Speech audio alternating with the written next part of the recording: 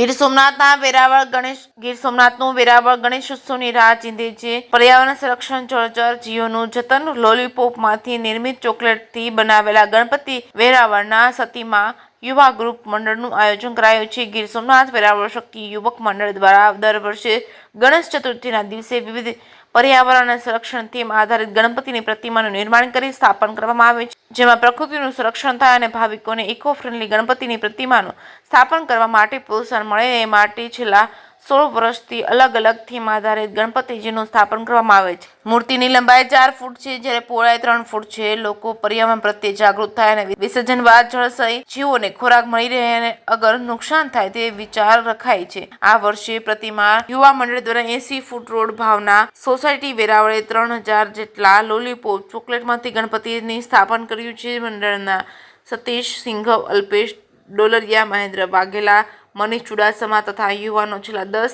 દિવસથી આ માટેની તૈયારી કરતા હોય છે। માટીના ગણપતિ ઉપર થર્મોકોલ અને તેની ઉપર આશરે 3000 નંગથી ઉપર 50 કિલો વજનની લોલીપોપ ચોકલેટ સમગ્ર મૂર્તિ ઉપર લગાવવામાં આવી હતી। મૂર્તિ તૈયાર થઈ જતા જ 5 દિવસ સુધી ભાવિકોના દર્શન માટે જાહેરમાં રખાઈ હતી। સેવા પૂજા અને સાંજે આરતી કરાઈ છે। જે કે સિંહ ગુજરાતી સાથે મહેશ વાજા, સોમનાથ। અમારું સતીમાં યુવા ગ્રુપ છે અને અમે હર વર્ષે નવું ગણપતિ દાદામાં આયોજન કરીએ છીએ। આ વર્ષે અમને એવો વિચાર આવ્યો કે આપણે ચોકલેટના લોલીપોપ કરીએ, એટલે અમે લોકોએ ચોકલેટના લોલીપોપનું ગણપતિનું વિચાર કર્યો અને આમાં થર્મોકોલ વાપરેલ છે, માટી વાપરેલ છે અને આશરે 3000 લોલીપોપ અમે વાપરેલા છે આમાં। અને હર વર્ષે નવું અમે કરતા રહીએ છીએ।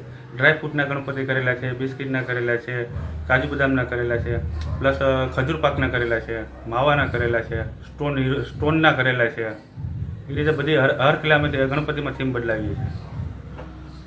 આવું કરીએ છીએ કે બધીને પબ્લિકને અમે જગાડીએ છીએ કે ભાઈ તમે ઇકો ફ્રેન્ડલી ગણપતિ બનાવો તો શું છે, પર્યાવરણને નુકસાન ન થાય, દરિયામાં આપણે વિસર્જન કરવાથી જીવજંતુને નુકસાની ન થાય ને આ આપણે ખાદ્ય પદાર્થ પર બનાવશું તો દરિયાના જીવજંતુને ખોરાક મળી રહેશે। એ હેતુ છે અમારો। અમે લોકોને અપીલ કરીએ છીએ તમે પીઓપીના ગણપતિ બંધ કરો ને ઇકો ફ્રેન્ડલી ગણપતિ બનાવો। હવે પછી નવું આયોજન કરશું। હવે આવતા વર્ષે દાદા આવશે પાછા, એટલે પાછું નવું કરશું અમે। અમારા ગ્રુપને નવો વિચાર પાછો આવશે।